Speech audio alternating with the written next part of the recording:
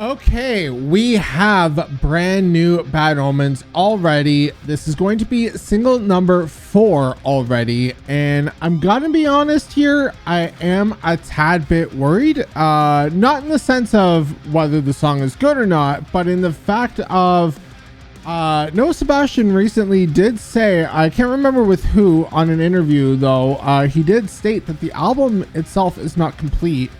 But yet they're releasing 4 tracks now from this album cycle, which makes me really start to worry about how this rollout's gonna go. Are we gonna get literally almost every track off of this album before it's even out? Which I really do not want. I want something left for the palette of experiencing the album. But you know, this is single number 4 and they still have not announced the album yet. So I am a tad bit worried on that sense. This is kind of a odd rollout. I don't know what is exactly going on behind the scenes for that, but yeah, I really would love to find that out. But yeah, they are dropping a brand new track here again. It seems to be every couple of weeks they're dropping another brand new track. So I'm going to assume that we're probably going to get another one in December, maybe, and then another one in January, and then another one. Like, it seems to be like once a month they're dropping a brand new track here. So yeah, I really am excited though to check out, because, Dying to Love was really good and probably the best single, I want to say so far. I believe I said in the reaction for Dying to Love that I was still on the side of Spectre, but I have since changed my mind. Like, Dying to Love has been stuck in my head for a long time, and yeah, I feel like we're getting like something that reminds us of like the Death of Peace of Mind, and you know, they really are sticking with that. So I really do get why they're doing it, but I honestly, like, I feel like we should be getting a little bit something different too. So here's hoping this is maybe the heavy track. Who knows? But I'm not going to get my hopes up too high on a heavy track this time around, seeing how this rollout is going. If this is the heavy track, they might just surprise me. But yeah, let's get into this. This is Left for Good from Bad Omens. Let's get it.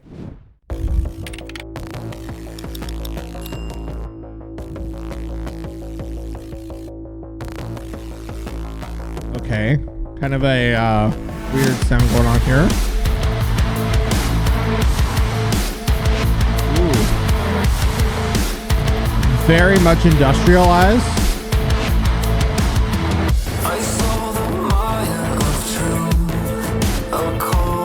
Okay, I'm getting like a 9 Inch Nails influence right off the bat.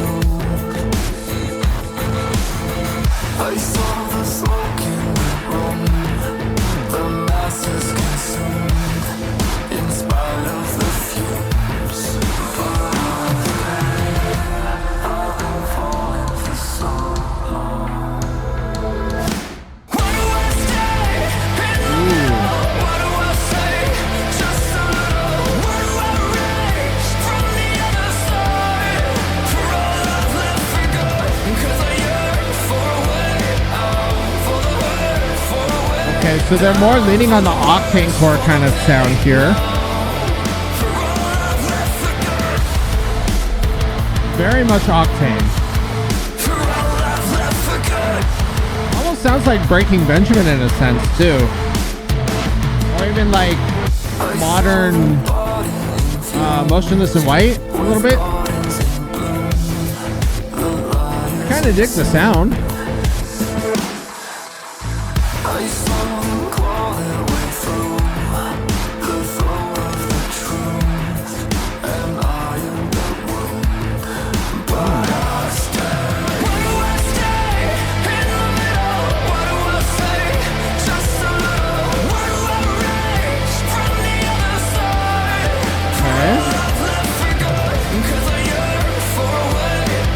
Interesting visuals too.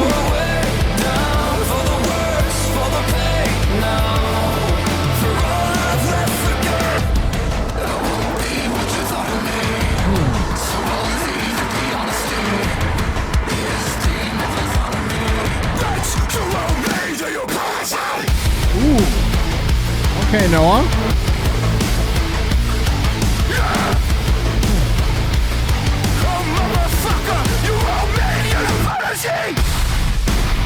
Oh, ooh,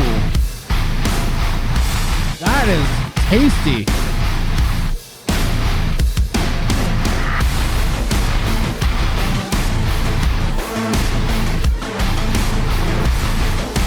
Love how they're taking that industrialized sound into this breakdown too. That is sick.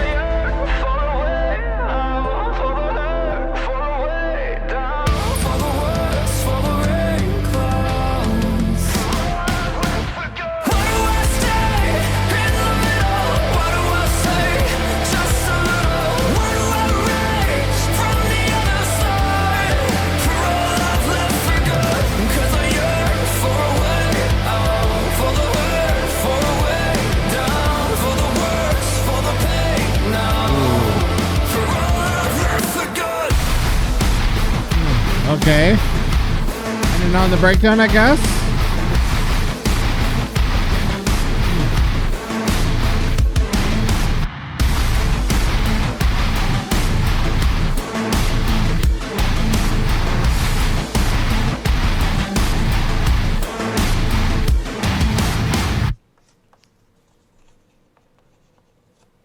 Very interesting.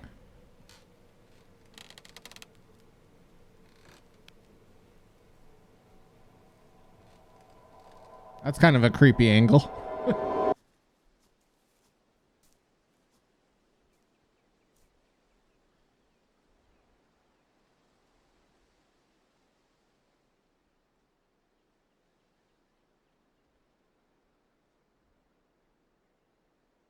All right.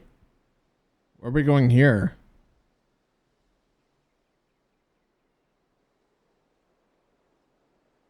So it's just like, yeah, okay. So it's just extra scenes. Okay.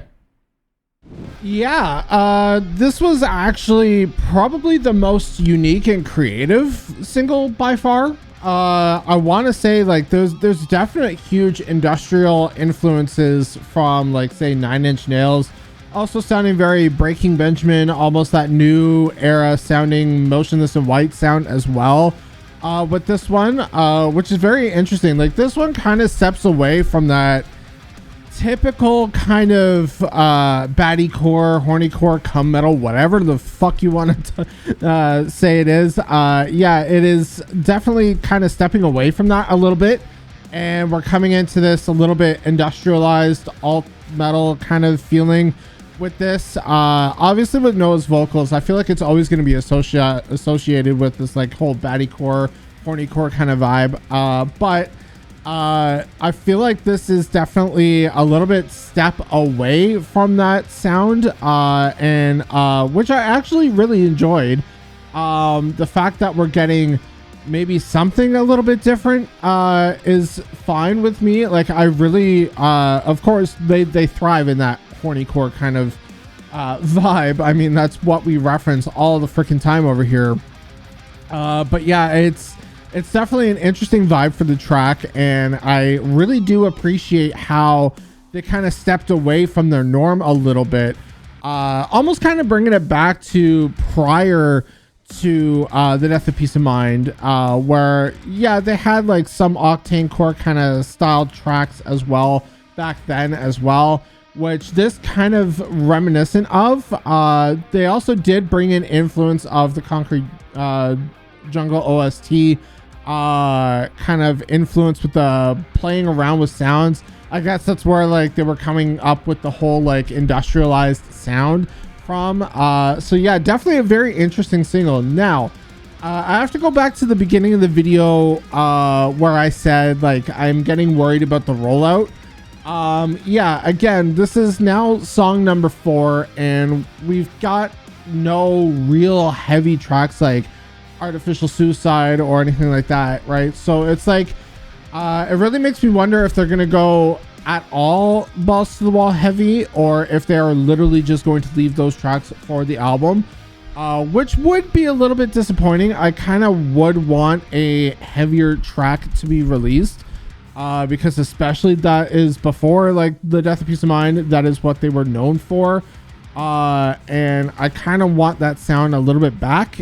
Granted, we did have a little bit better of a breakdown, even somewhat like a riff down at the end as well, which was very, very fascinating, pleasant to the ear. Loved Noah's vocals going the heaviest he's gone so far in this album cycle, which is definitely interesting. And this is again where I wish like they would pull out the damn like hammer and just lay down a solid heavy track. But again, I get where they're coming from like maybe deriving off of this like kind of sound what got them popular in the first place. So maybe they're just trying to make the most of that. So maybe this isn't like the album cycle to maybe expect a absolute heavy banger like that, but you know, it is what it is. I definitely am taking this track for what it is, and I love how creative they got with this one in particular. You know, Spectre was definitely more of that atypical, you know, hornycore style stuff, you know, and then we also had Impose, which was my least favorite track, I have to say, because it just felt like more like an interlude than it did anything else. I really wasn't a fan of that one. It was okay, but it was not anything I'd probably run back to. I don't think I've even heard it like maybe more than twice after I did my reaction so far. So I'm really not a fan of Impose. But Dying to Love, again, going back to that hornycore vibe. And then this one kind of takes a step a little bit away, kind of keeping that influence, but kind of also stepping away from it too, which I definitely do appreciate. So I kind of am digging the direction maybe where they're going, and maybe the next single that does come out will be the heavy one, or maybe they'll showcase even something even more different. Maybe here's hoping though. But yeah, I really did like this one. However, like in terms of catchiness, Dying to Love by far the most catchy. Dying to Love is still going to be replaying in my head probably a lot. But this one I'm probably going to be going back to just for the Nine Inch Nails kind of industrialized sound. Because if you're a fan of like say bands like Northlane, right, on their more recent albums, they've been really pulling out these like industrial kind of sounds as well, and that's really what it also reminded me of, is kind of like what Northlane was kind of doing as well. So yeah, I really love the creativity of this track overall. However, not my favorite so far. Dying to Love is probably still going to take that because this one is a little bit less catchy. It is more derived on that industrial sound. So yeah, I am looking forward to the album whenever it does get announced and released. I just pray that we don't get too many more singles before the album actually does come out, because honestly it kind of ruins the effect of the rollout. If you have like, say out of a 10 track album you have 9 tracks already released, like it kind of makes no sense for that. And I feel like that's kind of the route that they're going at this point, seeing that Noah did say that the album isn't finished yet they're already on single 4 for this album. So I am kind of worried on that aspect, but I'm going to keep my expectations set to a minimum when it comes to this, and really think through every track and everything.